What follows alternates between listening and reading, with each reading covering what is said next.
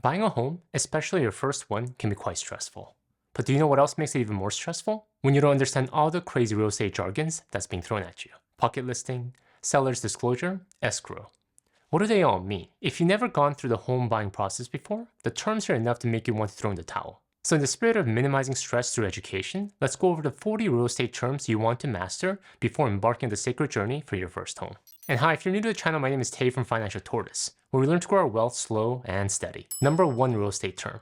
This should be an easy one. Real estate agent. Essentially a licensed professional who represents the buyer or the seller in the real estate transactions. The listing agent represents the seller and lists the property for sale. The buyer's agent represents the buyer and helps with finding and purchasing a property. Both the listing agent and the buyer's agent are fiduciaries of their customers and thus represent their interest by negotiating on their behalf to obtain the best financial outcome. Number 2 real estate term. Dual agency. Sometimes you might have a situation where one real estate agent represents both the buyer and the seller in a transaction. Having only one agent involved in a transaction can simplify the process, but also represents risk. Most notably, conflicts of interest. Some states such as Colorado, Texas, and Maryland go as far as to prohibit the practice of dual agency due to this risk. Number 3 real estate term. Technically not exclusive to real estate, but a very important term, especially if you want to get favorable terms on your loan. Credit score. Essentially a number that creditors use to evaluate the creditworthiness of someone applying for credit, such as a mortgage. High credit score, ideally over 700, indicates less risk that you will default on your payments. And low scores, usually under 400, indicates potential problems. Number 4 real estate term. PITI, abbreviation for the major expenses that make up a mortgage payment. Principal, interest, taxes, and insurance. PITI. Because PITI represents the total monthly mortgage payment, it helps the buyer and the lender determine the affordability of an individual mortgage. Generally, the mortgage lenders prefer the PITI to be equal or less than 28% of a borrower's gross monthly income. Number 5 real estate term. Debt to income, or DTI.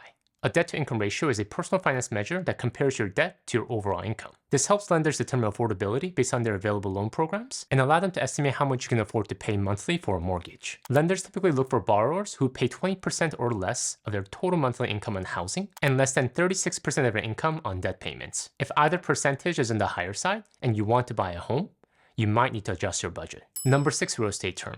Pre-approval. A lender's preliminary commitment to lend a specific amount of money, helping buyers understand their budget before house hunting. Getting pre-approved requires home buyers to fill out an application that allows a lender to determine their financial situation, including their debt-to-income ratio, ability to repay, and creditworthiness. Once in hand, the lender can give the buyer a letter stating the exact loan amount they've been pre-approved for, along with the total sales price they're approved for. Number 7 real estate term. Multiple Listing Service, or MLS for short. An MLS is a database that allows real estate agents and broker members to access and add information about properties. When a home is listed for sale, it gets logged into local MLS by a listing agent. Buyer's agents often check the MLS to see what's on the market and what similar homes have been sold for. Number 8 real estate term. Pocket listing.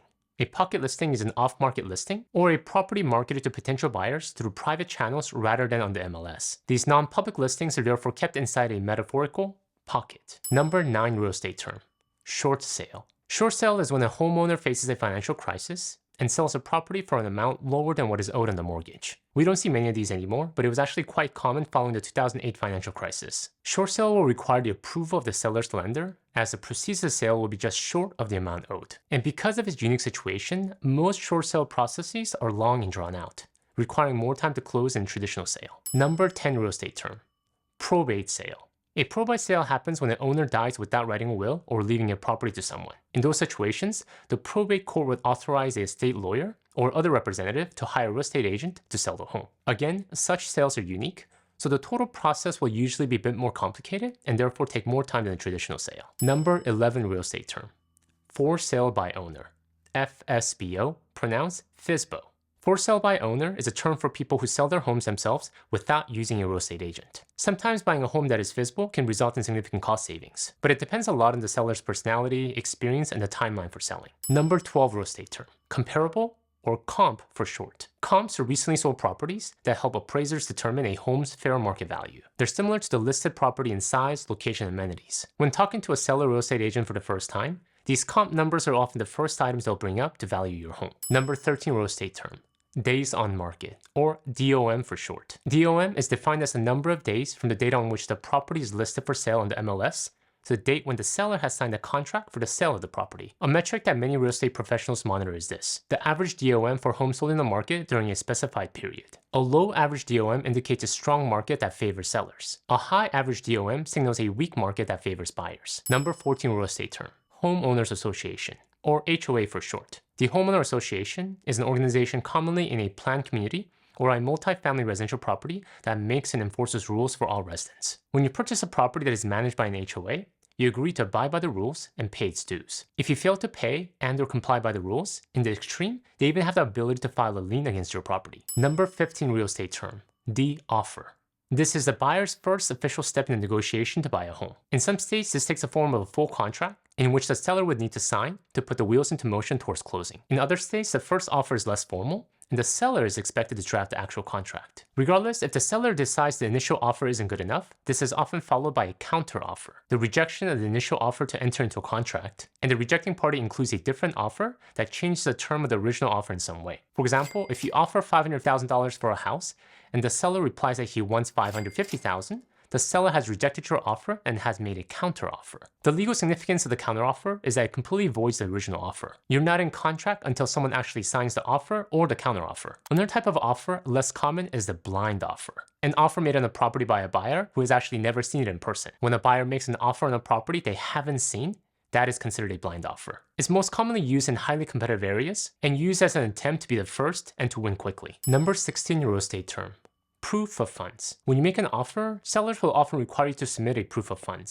If you're buying a house with a mortgage, it shows them that you have the cash available for a down payment and closing costs. If you're paying all cash, your proof of funds shows you actually have the money. Some common proof of funds are as follows: bank statement, certified financial statement, or an open equity line of credit. Number 17 real estate term: earnest money. Earnest amount is a small amount paid by a buyer prior to the closing that shows that they're serious about the offer. It's also known as a good faith deposit. This is commonly made at the time of the purchase offer and demonstrates commitment to a contractual relationship. The remainder of the payment is due on the closing date, and if the buyer fails to make timely payment in full, the seller keeps earnest money. Earnest money isn't always a requirement, but it could be necessary if you're shopping in a competitive real estate market. Number 18 real estate term: the title search. This is the process of looking at public records to confirm the legal owner of a property. It examines public records for the history of the home, including sales, purchase, and tax and other types of liens. Generally, a title examiner will conduct a search using a title plans and sometimes the county records to see who's listed as a record owner of the property. The information, along with any liens or encumbrances that are recorded against the property, will be submitted to the parties to review prior to the closing of the escrow. Number 19 real estate term: the appraisal. This is the process of determining a home's market value. A professional appraiser makes an estimate by examining the property, looking at the initial purchase price, and comparing it with the recent sales of similar properties. Your bank will require the appraisal to assess the home value for lending purposes. And unfortunately, there could be a chance that the lender will refuse a loan if the appraisal comes in lower than the loan amount. That is, unless you can come up with additional down payment. Number 20 real estate term: seller's disclosure. A seller's disclosure is a written document provided by the seller that discloses any known issues with the property. It provides a clear picture of the home and its history, and it allows the buyer to make an informed decision on whether to purchase the home, defects and all. And for the seller's disclosure statement protects them from being sued by the buyer after the sale is complete. Number 21 real estate term: contingency. Contingency is a provision in the contract that states that some or all of the contract will be altered or voided by the occurrence of a specific event, usually by specific dates leading up to the closing. For example, a contingency in your home purchase contract might say this: if the buyer does not approve the inspection report of the physical condition of the property, the buyer does not have to complete the purchase. Or the seller might include a contingency asking for proof that the buyer is financially able to close the deal, or for the closing to be held off until the seller successfully finds another house to buy. Number 22 real estate term: sold as is. Sellers list their home for as is when they don't want to do any repairs before closing. A home that is placed on the market as an as is being sold at its current state. No upgrades or improvement will be made by the seller before the sale. The home may need major repairs, or it could just be simple cosmetic updates. Regardless, the buyer is taking the responsibility for all the repairs and modifications. Sold as is homes can be attractive because they're usually priced lower than similar properties. However, before you think about buying an as is home, make sure you understand that it comes with risks. Number 23 real estate term: mortgage interest rate. Probably one of the most talked about real estate terms when buying a home. Mortgage interest rate is simply the percentage charged by the lender for borrowing money, added to the principal loan amount. At its peak, the 30-year fixed mortgage rate went as high as 18.6% in 1981 and as low as 2.6% in 2021. At the time of this video, it's trending somewhere between 7 and 8%. As much as we would all like to know what the future interest rate will be, the truth is no one knows because there are so many variables that drive it. The inflation, the economy, the bond market, and even the housing market conditions. Number 23 real estate term,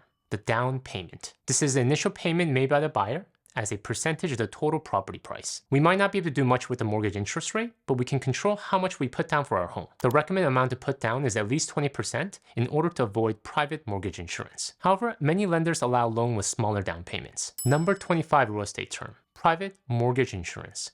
PMI for short. PMI is insurance that protects the lender if the borrower defaults on the mortgage. It's typically required for loans with a down payment of less than 20%. And the PMI cost can vary, typically between 0.5% and 2.25% of the entire mortgage loan amount annually. Of course, depending on factors like the size of the loan and the borrower's credit score. Number 26 real estate term, the mortgage.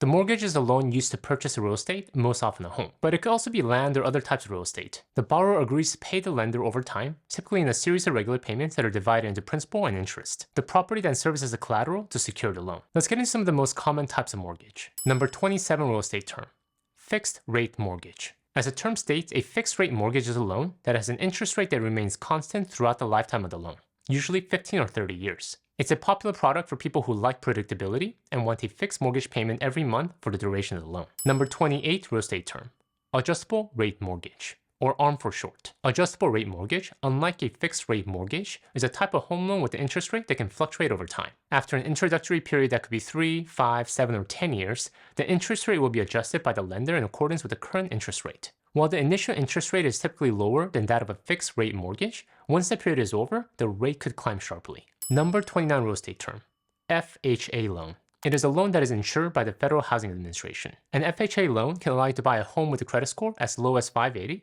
and a down payment of 3.5%. While that's a benefit, FHA loans also require you to pay a mortgage insurance premium, adding to your cost. These premiums help to insure lenders against borrowers who might default. Number 30 real estate term, VA Loan.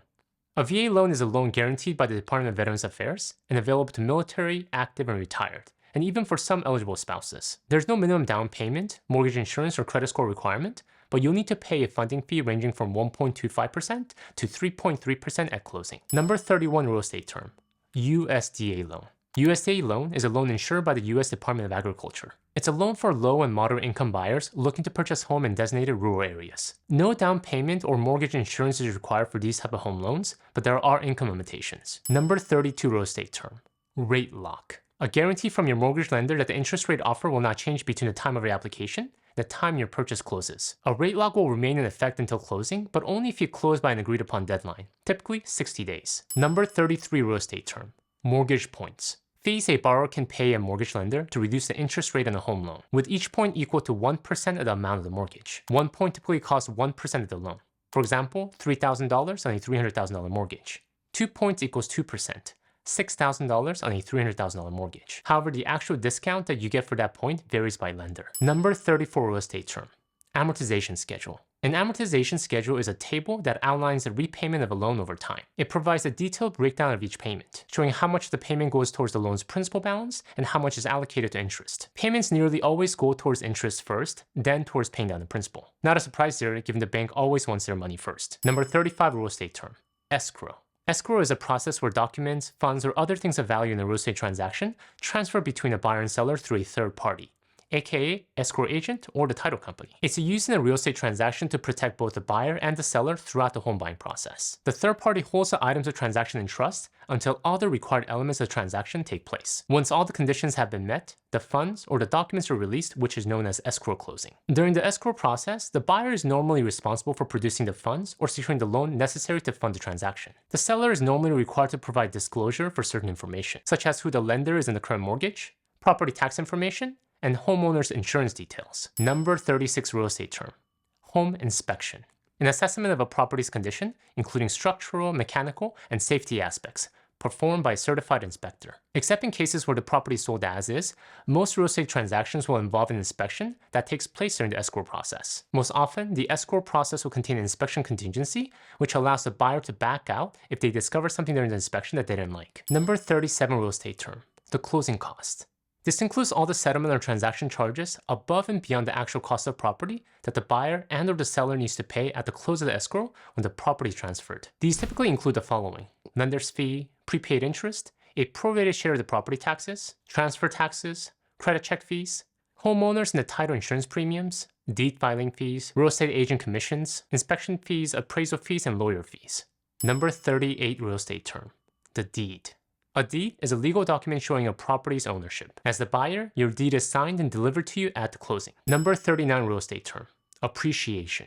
Appreciation, when it comes to real estate, is the increase in the property's value over time. This is a desire of all home buyers, that our newly purchased home will appreciate in value soon after we buy it. However, understand that the opposite can happen as well, depreciation, decreasing the property's value over time.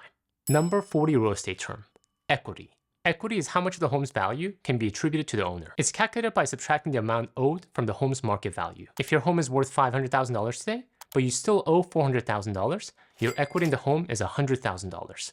However, if your home depreciates in value or you overpay for your home, you can have the reverse. You owe more than the home is worth, also called underwater mortgage. Alright, that's a lot that we cover, so thanks for sticking with me through it all. In the line of home buying, if you'd like to learn how actual millionaires buy a home, please check out my video here.